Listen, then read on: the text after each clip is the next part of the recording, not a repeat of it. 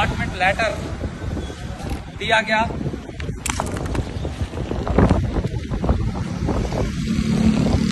ये allotment letter दिया गया कि आप जाएं।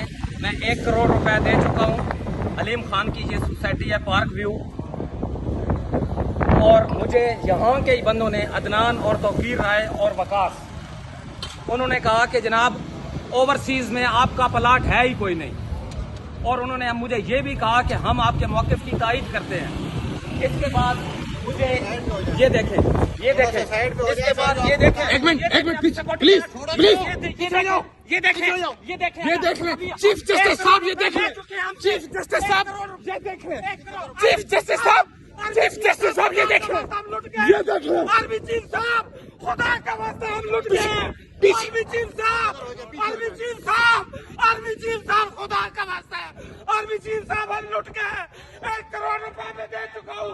1 करोड़ रुपए मैंने दिए, और मुझे ये प्लाट दिखाने के लिए गए तो कहते हैं प्लाट है ही कोई। खुदाया मैं कहाँ जाऊँ? ओ खुदाया मैं कहाँ जाऊँ? या अल्लाह, ये क्या हो रहा है मेरे साथ? या अल्लाह, 1 करोड़ रुपया मैंने दे दिया।